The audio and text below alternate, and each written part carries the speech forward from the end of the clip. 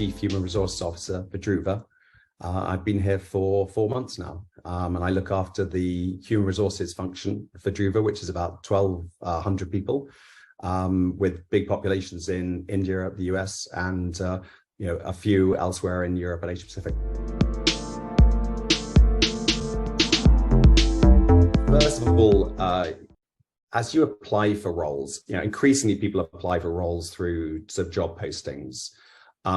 And I think the specificity of those job postings, really understanding what the 2 or 3 top elements are that the company is looking for, whether those are skills or experiences or culture or style, and really making sure that those are emphasized in any kind of resume that is sent in.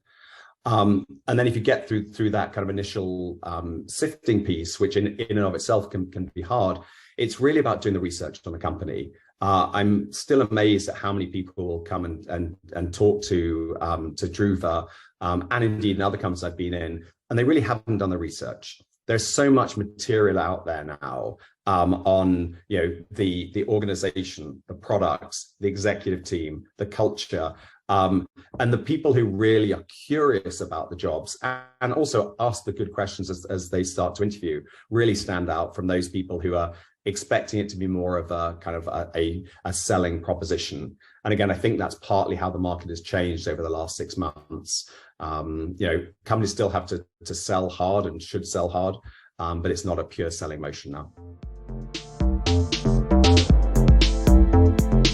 And I think for a lot of people, talking about compensation makes them feel incredibly uneasy. Because we all have that, a lot of people have that feeling of going, if I ask for this, do I feel greedy or kind of avaricious? But then I don't want to underplay myself, and I want to get the right role. So I think, the more you can understand about the role and the kind of expectations that the role should have from a compensation perspective, it's helpful. Often people have, little or no idea, and the range will be so broad that it's kind of almost unhelpful. Almost every company will have a really clear view as to what a role will pay. And increasingly we're seeing states come in and say, actually, you need to be transparent as to what those ranges are for each role. And I actually think that's broadly a really good initiative. It does end up with some slightly weird situations. There was the one, I think it was the New York Times recently, where they just gave this huge range, like 60,000 to 250,000 or something for a job. Which makes it really hard, but most jobs are more specific than the ones that they were looking for, and it's easier to come up with a range. My one piece of advice for people as they think about this is be clear what you really want. If you really care about the base salary piece, just make that clear. If you care about the total cash compensation, talk about that. If the opportunity that equity provides is really exciting to you, be clear, because generally, when a company comes in with an offer, there's an opportunity to come back and at least have a conversation about whether there might be some flexibility. But don't go and say, I want everything. Be really thoughtful that says, look, I value equity perhaps more than I value an increase in base. Can we do something else in the equity? Or, what can we do on the base salary? It feels low from the benchmarkings I got, or whatever. But so I think that's an opportunity. And from a gender pay perspective, the data suggests that women are sometimes less forceful in the way they negotiate at the beginning, which leads to women coming into organizations at lower salary levels, which causes some of the gender pay issues that need to get sorted out. So I think those are all areas that we need to look at, and kind of as a broad set of companies around the world, we need to help do better on the gender pay piece too. Yeah, it's a great question, and I think the mood has very much changed over the last few months.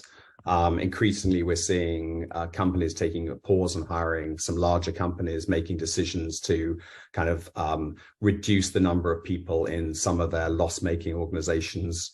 And there are some smaller companies that are starting to have cash burn problems and worrying about the investors.